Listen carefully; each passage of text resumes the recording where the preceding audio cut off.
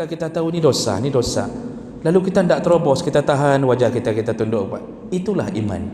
Kita yakin, ya Allah, jangan jadikan ini sebagai perkara untuk menyebabkan masuk neraka. Makanya dulu dalam salah satu kitab tentang kisah orang-orang saleh, itu dulu disebutkan dalam kitab itu, kejadiannya di Fes, Maroko. Itu ada anak muda yang tinggal, kebetulan rumahnya di tengah-tengah padang pasir.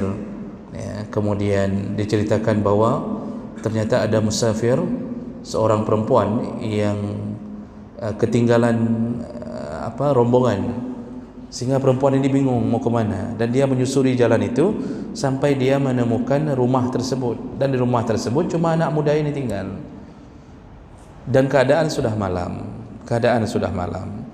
Lalu kemudian akhirnya si perempuan ini karena tidak berani lagi melanjutkan perjalanan, dia minta izin kepada orang ini untuk menginap di situ, walaupun hatinya berdebar-debar karena dia tidak kenal siapa orang ini. Lalu kemudian ternyata pemuda ini pemuda yang saleh, pemuda yang menjaga agamanya. Perempuan ini dipersilahkan untuk tidur di ruangan yang berbeda dengan dia sambil menunggu pagi. Nah, ketika datangnya malam, jadi karena pemuda ini sendiri, syaitan datang melakukan waswasah di dalam hatinya. Lalu kemudian pemuda ini tergelitik hatinya untuk mencoba melihat lebih jauh tentang keadaan si perempuan. Akhirnya dia bangun di tengah malam itu. Si perempuan sudah tertidur kelelahan. Dia bangun, dia lihat dari jauh, dan ketika dia pandang, dia nampaklah perempuan ini memang cantik.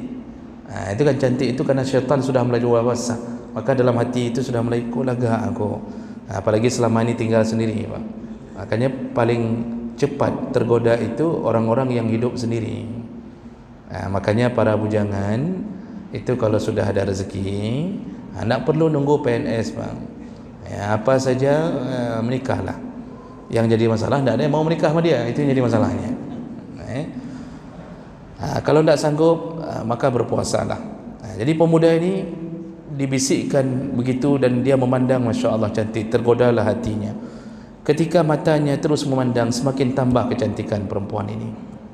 Itu di tengah malam, perempuan ini sedang tidur. Lalu dikisahkan bahawa tiba-tiba datanglah imannya, bangkitlah imannya sebagai pejuang untuk memelihara dia. Nah, imannya mulai berbisik, takutlah engkau kepada Allah, takutlah engkau kepada neraka Allah. Lalu hatinya bergolak, apa? Hatinya satu ingin mengganggu, satu lagi mengatakan jangan ganggu. Karena kita ada dua bisikan. Kita dalam hidup ni, Pak, di hati ini ada dua bisikan, iaitu lammatus syaitan wa lammatul malak, iaitu bisikan syaitan dan bisikan malaikat. Kita sering ditolong oleh malaikat, jangan. Kan sering, Pak, kadang-kadang kalau kita mau berantam tu kan, syaitan kan mengatakan katakan ayo. Oh, hebat haji, kahagam ji agam. Kamu laki, dia laki, kahambo ju. Itu syaitan sedang bicara, Pak.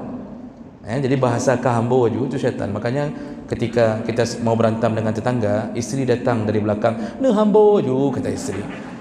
Itu isteri kita adalah setan. Nah, itu bisikan syaitan. Nanti malaikat menolong kita, jangan, bersabarlah, fikirkanlah baik-baik, jangan, nanti efeknya panjang, nanti kamu begini, nanti kamu, itu bisikan malaikat. Kita, iman kita yang memenangkan pertarungan itu. Maka laki-laki itu apa yang lakukan, Pak? Matanya sudah mulai tertuju dan dia sudah merasa syahwatnya naik. Lalu kemudian untuk mengalahkan syahwatnya, dia ambil lilin, dia ambil lilin atau apapun yang bentuknya api di masa itu, dia hidupkan, dia bakar tangannya.